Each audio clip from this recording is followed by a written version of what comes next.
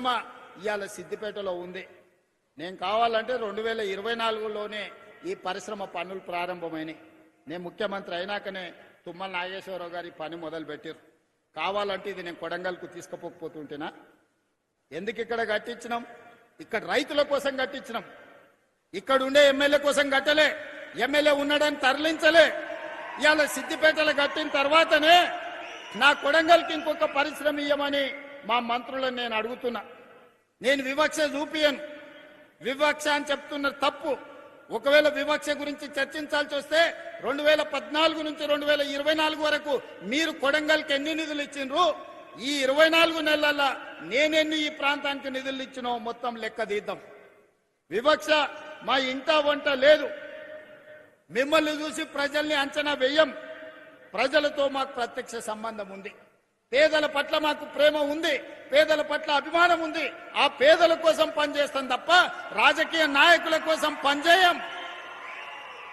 మీరు అట్లా చేసిండ్రు కాబట్టి మేము కూడా అట్లనే ఉంటామని అనుకుంటే అట్లాంటి ఆలోచనలని దూరం పెట్టమని చెప్పి నేను విజ్ఞప్తి చేస్తున్న ఈ శాసనసభ్యుడికి. రాజకీయాలు ఎన్నికలు వస్తే ఓకే, ఎన్నికలు పోటీ పడదాం. ఎవరేందో ప్రజలు తీర్పిస్తారు. నువ్వు చెప్పేది నువ్వు చెప్తావు, నేను చెప్పేది నేను చెప్తా. చివరికి ప్రజలు తీర్పిస్తారు. 2014, 2018 కూడా మేము పోటీ పడ్డాం. ఆనాడు మీకు ఇచ్చిన అధికారం. 2023లో మీరు మేము పోటీ పడ్డాం. కానీ అధికారం మాకిచ్చిండ్రు. 2029లో మళ్ళీ మాకే ఇస్తారు.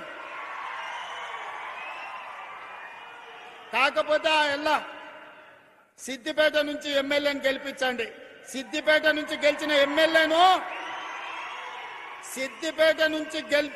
ఎమ్మెల్యేను మా పెద్దలు దామోదర్ రాజనరసింహ గారు, మా వివేక్ వెంకటస్వామి గారు మంత్రిని చేయించే బాధ్యత వాళ్ళిద్దరు తీసుకుంటారు. 2029 ఎన్నికలలో సిద్దిపేటలో గెలిచే ఎమ్మెల్యేను వాళ్ళిద్దరు మంత్రిని చేసే బాధ్యత తీసుకుంటారు. ఈ వేదిక మీద నుంచి నేను మీకు మాట ఇస్తున్నా.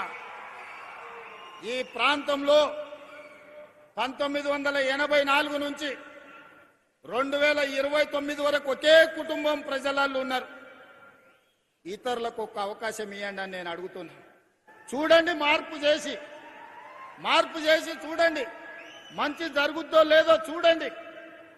అందుకే ఈ ప్రాంత ప్రజలు చైతన్యవంతులు. ఈ ప్రాంత ప్రజలు విచక్షణతో ఆలోచన చేయండి.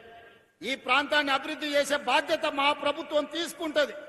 మల్లన్న సాగర్ సమస్య ఉండొచ్చు, ఇతర సాగునీటి ప్రాజెక్టులప్పుడు ఏటిగడ్డ కిష్టాపూర్లో 48 గంటలు నేను దీక్ష కూర్చున్న మల్లన్న సాగర్ అప్పుడు. ఆనాడు దామోదర్ రాజనరసింహ గారు, రఘునందన్ రావు గారు అందరు ఈ ప్రాంత రైతుల కోసం వచ్చి నిలబడ్డారు. ఇళ్ల కరెంటు తీసి ఊర్లకు నీళ్లు వదిలి రాత్రిపూట కొడితే ఆన్నే చిత్తిబేర్చుకొని చనిపోయిన రైతులు ఈ ప్రాంతంలో ఉన్నారు. మేము ఎన్నడూ అట్లా చేయలేదే. రైతులను ఒప్పించి, రైతులను మెప్పించి, నష్టపరిహారం పెంచి మొన్న నారాయణపేట కొడంగల్ ప్రాజెక్టు కడితే ప్రజలు అడిగితే 14 లక్షలు మేము ఇస్తామంటే కాదంటే 20 లక్షలు పెంచి 98.5% రైతులు లైన్లో నిలబడి ప్రభుత్వానికి భూమి ఇచ్చినాకనే నారాయణపేట కొడంగల్ ఎత్తిపోతల పథకాన్ని పనులను నేను ప్రారంభించిన.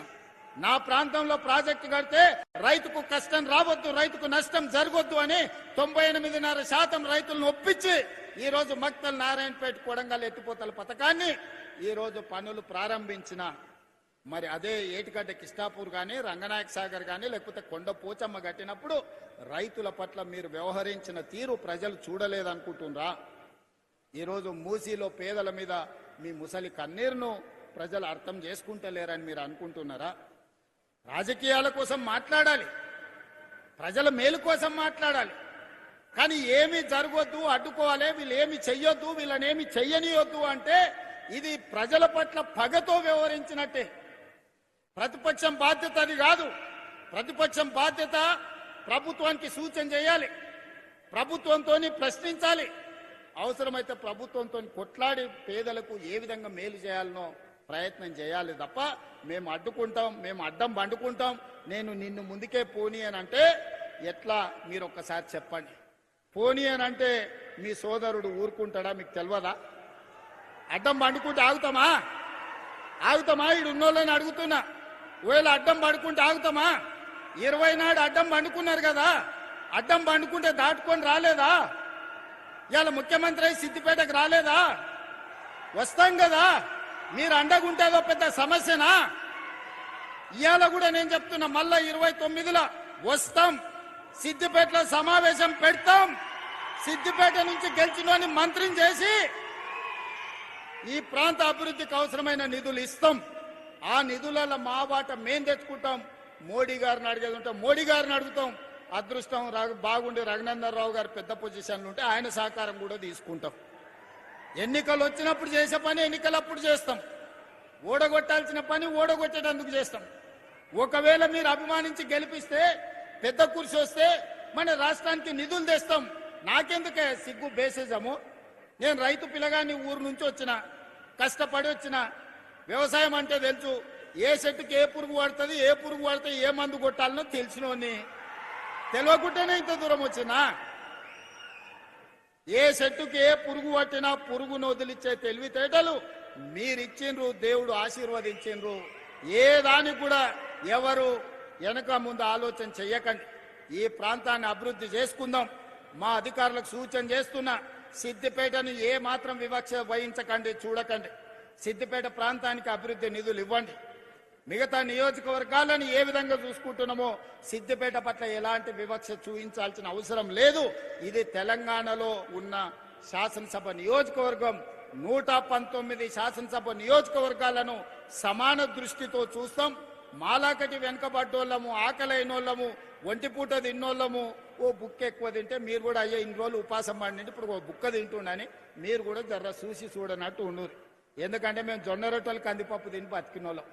ఇప్పుడే జర తెల్లపువ్వ తిని చికెన్ మటన్ తినే కాడికి వచ్చిన జర ఆకలి ఉంటుంది. కొడంగల్కు నిధులు ఇస్తున్నా అంటే మరి నేను ముఖ్యమంత్రి అయినా అడగరా? ఊరికి పోతే అడగరా? ఏం తెస్తూ అన్నా నిన్ను ముఖ్యమంత్రిని చేస్తూ మరి ఏమన్నా తెచ్చినావంటే నేను ఏమన్నా చెప్పాలి కదా.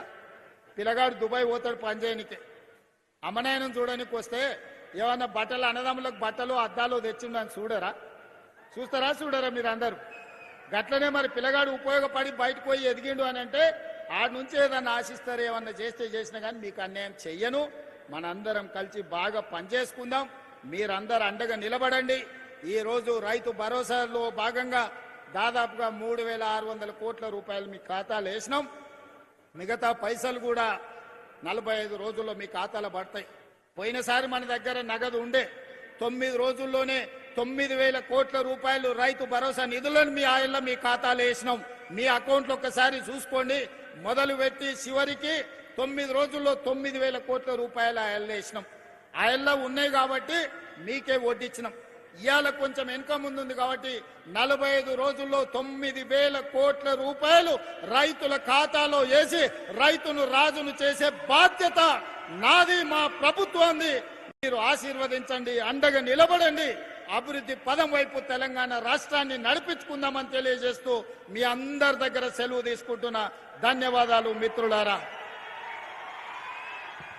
రేవంత్ రెడ్డి గారి నాయకత్వం, రేవంత్ రెడ్డి గారి నాయకత్వం, రేవంత్ రెడ్డి గారి నాయకత్వం, రేవంత్ రెడ్డి గారి నాయకత్వం. మీ అందరికీ తెలుసు, 1600 రైతు వేదికల ద్వారా 4 లక్షల మంది రైతులు ప్రత్యక్షంగా చూశారు. ఇక్కడ 30,000 మంది రైతులు ప్రత్యక్షంగా